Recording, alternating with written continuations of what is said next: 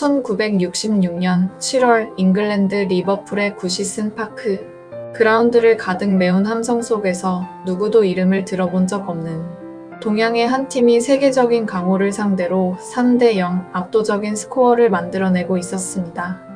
관중들은 자리에서 일어나 박수를 보냈고 해설자들은 말을 잃었습니다.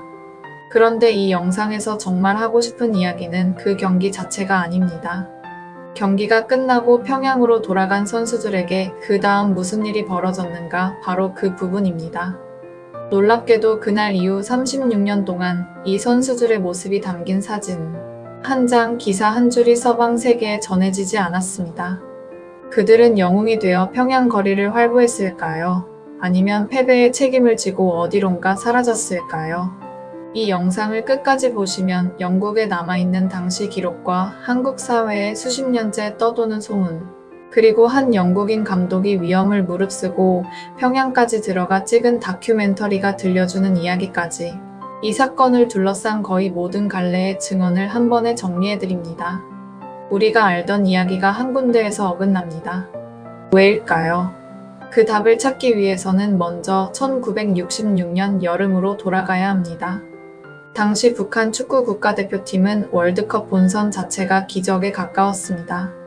아시아와 아프리카, 오세아니아를 통틀어 본선 진출권이 단 한 장뿐이던 시절, 한국을 포함한 여러 나라가 이 배정의 반발에 불참을 선언했고 결국 호주와 단둘이 예선을 치렀습니다. 캄보디아 프놈펜에서 열린 두 경기에서 북한은 6대1, 3대1로 완승을 거두며 사상 첫 월드컵 본선 진출권을 손에 넣었습니다. 평균 신장 162cm 체격에서는 누가 봐도 약체였던 이 팀은 3년 동안 학숙하며 군사훈련에 가까운 강도로 몸을 만들었다고 전해집니다. 그렇게 도착한 잉글랜드에서 이들은 도박사들의 우승 확률 예측표에서 가장 낮은 자리를 차지하고 있었습니다. 첫 상대는 소련, 결과는 0대3 완패였습니다. 그런데 여기서 이상한 흐름이 하나 만들어집니다. 평균 신장이 한참 작은 북한 선수들이 거구의 소련 선수들에게 몸으로 밀리는 장면을 본 현지 관중들 사이에서 묘한 동정 여론이 생겨난 겁니다. 칠레와는 1대1로 비겼고 마지막 상대는 월드컵 2회 우승에 빛나는 이탈리아였습니다. 이기지 못하면 탈락이 확정되는 경기, 그야말로 다윗과 골리앗의 대결이었죠.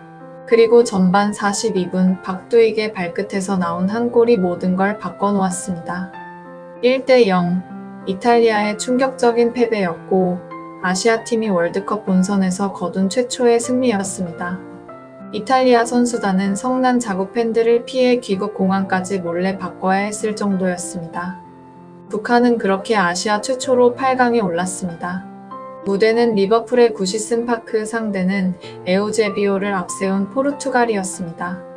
경기는 시작하자마자 모두의 예상을 박살냈습니다. 킥오프 23초 만에 박승진이 선제골을 터뜨렸고 전반 21분 리동훈, 22분 양성구까지 연속골이 터지면서 북한은 24분 만에 3대0이라는 스코어를 만들어냈습니다. 경기장을 가득 메운 영국 관중들은 환호하기 시작했고 이변 중에 이변이 눈앞에서 펼쳐지는 듯 했습니다. 그런데 여기서 흐름이 완전히 뒤집힙니다. 잠들어 있던 에우제비오가 깨어난 겁니다. 전반 27분과 42분, 후반 11분과 14분 혼자서 4골을 몰아넣으며 순식간에 스코어를 4대3으로 뒤집었고 후반 33분 아우구스토의 헤더까지 더해지며 최종 스코어는 5대3 포르투갈의 극적인 역전승으로 막을 내렸습니다. 다 잡았던 승리를 놓친 순간이었지만 그날 구시슨 파크의 관중들은 패배한 북한 선수들에게 뜨거운 박수를 보냈다고 전해집니다. 여기까지가 축구사에 남은 그 유명한 이야기입니다. 그런데 진짜 미스터리는 이 다음부터 시작됩니다. 경기가 끝나고 선수단은 곧장 짐을 챙겨 평양으로 향했습니다. 그리고 그 순간부터 이 선수들에 대한 기록이 마치 누군가 일부러 지워버린 것처럼 뚝 끊겨버립니다. 먼저 영국 쪽에 남아있는 기록부터 살펴보겠습니다. 북한 대표팀의 조별리그 무대였던 미들즈브러의 에어슨 파크에는 지금까지도 이 팀에 대한 기억이 묘하게 따뜻한 형태로 남아있습니다. 당시 미들즈브러는 잉글랜드에서도 손꼽히는 공업 도시였고 화려함과는 거리가 먼 동네였습니다. 다큐멘터리 제작진이 훗날 현지 주민들을 인터뷰하며 들은 설명은 이랬습니다. 가난하고 낙후된 도시였기 때문에 똑같이 약체로 평가받던 북한 팀에게 감정적으로 동화됐다는 겁니다. 실제로 북한이 이탈리아를 꺾고 8강에 진출하자 미들즈브러 주민 약 3,000명이 직접 버스를 대절해 리버풀까지 응원을 나섰다는 기록이 남아있습니다. 냉전이 한창이던 시절 한국전쟁을 기억하던 영국 정부조차 처음에는 이 낯선 공산국가 대표팀의 등장에 촉각을 곤두세웠지만 정작 미들즈브러 사람들은 정치색 따위는 잊은 채 순수하게 언더독을 응원했던 셈입니다. 당시 영국 언론도 이 이변을 비중 있게 다뤘습니다. 도박사들의 우승 확률 예측표, 경기장을 가득 메운 관중 사진, 골 장면을 담은 필름 자료 같은 것들이 지금도 영국 쪽 아카이브에 남아 있습니다. 그런데 딱 거기까지입니다. 선수단이 평양으로 돌아간 그 순간부터는 영국 쪽에서 추적할 수 있는 자료가 그야말로 한 줄도 없습니다. 생각해보면 당연한 일이기도 합니다. 영국과 북한은 외교 관계 자체가 없었고 기자가 들어갈 수도 통신을 주고받을 수도 없는 폐쇄된 사회였으니까요. 한 영국인 축구팬에게 1966년 월드컵에서 골을 넣었던 북한 선수의 이름을 대보라고 하면 답할 수 있는 사람이 거의 없다는 말이 나올 정도였습니다. 그들을 응원했던 사람들조차 그들이 어디서 왔고 어떻게 살고 있는지는 전혀 알지 못했던 겁니다. 정보가 차단된 자리에는 결국 무엇이 채워지게 될까요? 바로 추측과 소문입니다. 그리고 그 소문은 한국 사회에서 아주 구체적인 형태로 자라났습니다. 포르투갈전을 앞둔 전날 밤 선수들이 사창가를 드나들며 체력을 소진했고 그 졸전의 책임을 물어 김일성이 경로에 선수단을 아오지 탄광 같은 수용소로 보내버렸다는 이야기입니다. 이 버전의 이야기는 한국에서 수십 년째 꽤 끈질긴 생명력을 가지고 떠돌아다닙니다. 그런데 정말 그랬을까요? 여기서 잠깐 멈추고 짚어볼 필요가 있습니다. 먼저 이 소문과 정반대되는 증언들이 있습니다. 결승골의 주인공 박두익은 1970년대에 북한 대표팀 감독으로 부임해 활발히 활동했고 그 시기 한국의 차범근과도 여러 차례 그라운드에서 맞붙었다는 기록이 남아있습니다. 숙청당에 사라진 사람의 행보라고 보기엔 너무 공개적이고 너무 화려한 경력이죠. 또 다른 기록에 따르면 선수단은 귀국 직후 오히려 인민들로부터 열렬한 환영을 받았다고 합니다. 애초에 김일성의 입장에서 생각해봐도 이상한 부분이 있습니다. 조별리그 탈락이 거의 확실시되던 팀이 우승 후보 이탈리아를 꺾고 8강까지 올라간 겁니다. 비록 마지막에 역전패를 당하긴 했지만 성과 자체는 기대 이상이었던 셈이죠.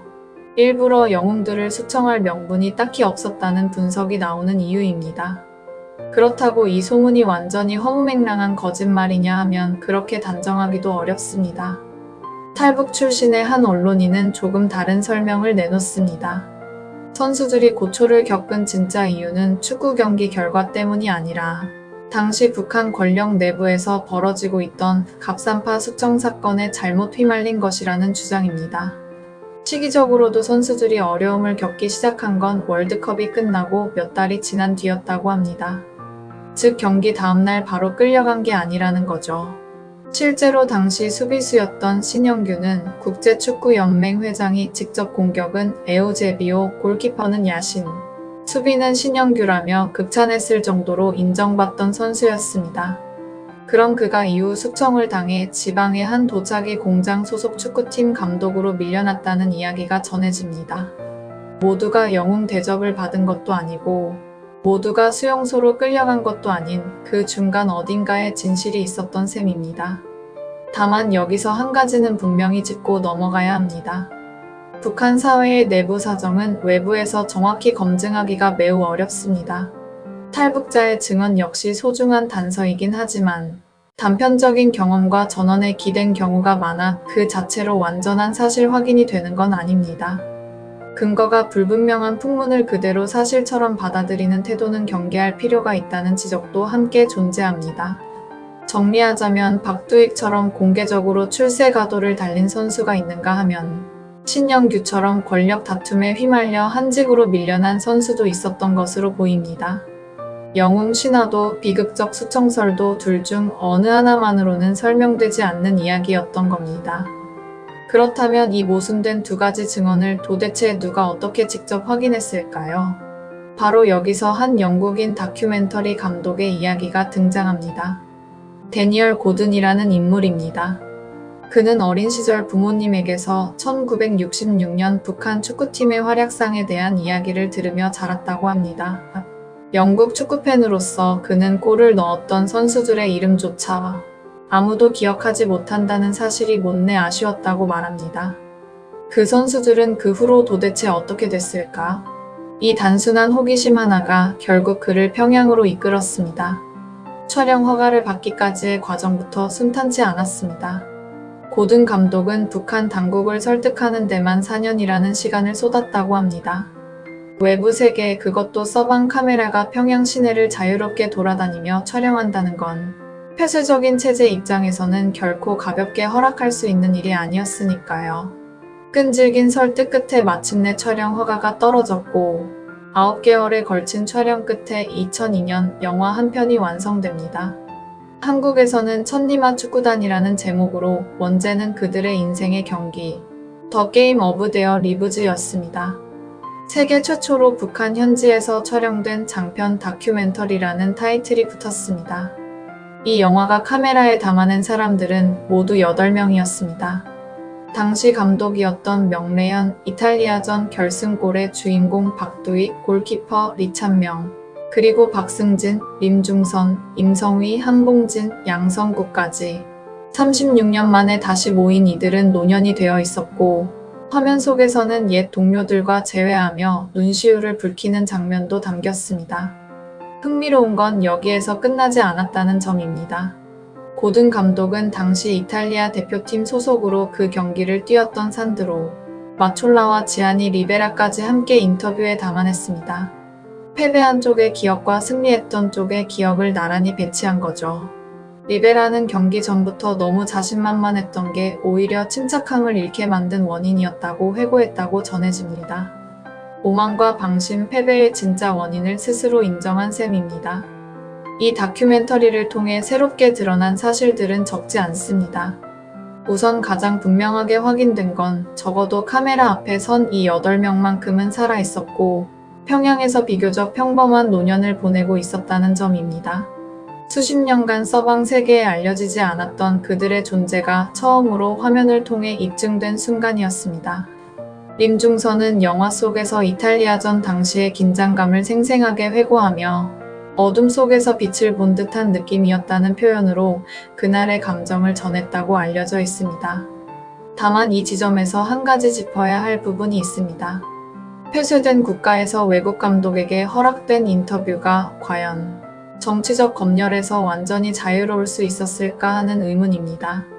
영화 속 인터뷰에는 최고 지도자에 대한 충성스러운 언급이 자연스럽게 섞여 들어가 있는데 이는 북한에서 발표되는 거의 모든 공식 발언에 통용되는 형식이기도 합니다.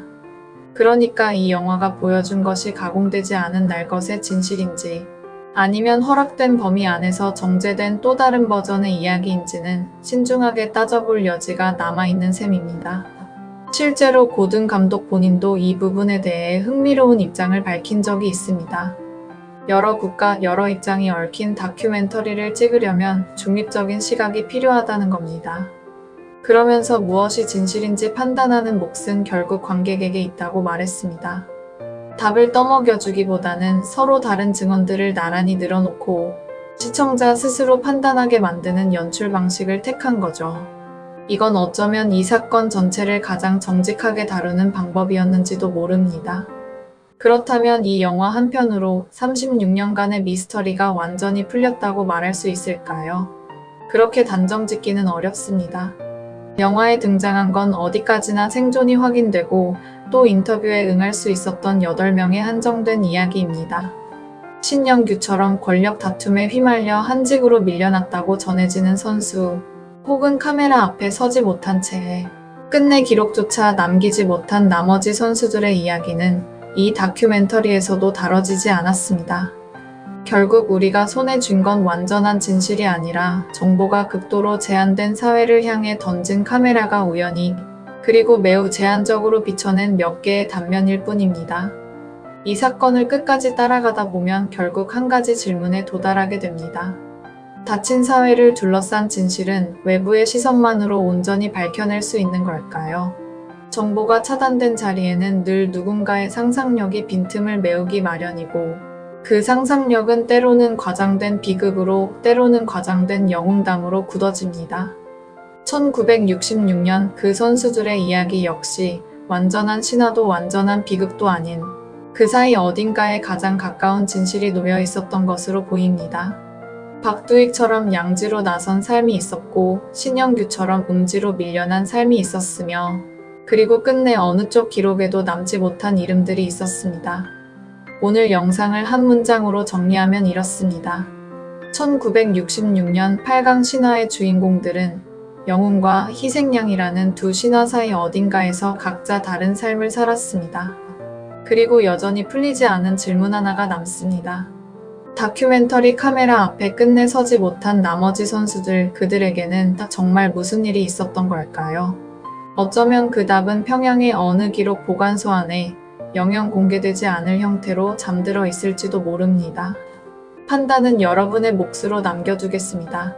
만약 여러분이 이 사건을 취재하는 기자였다면 어떤 증언에 더 무게를 두시겠습니까? 댓글로 여러분의 생각을 들려주세요.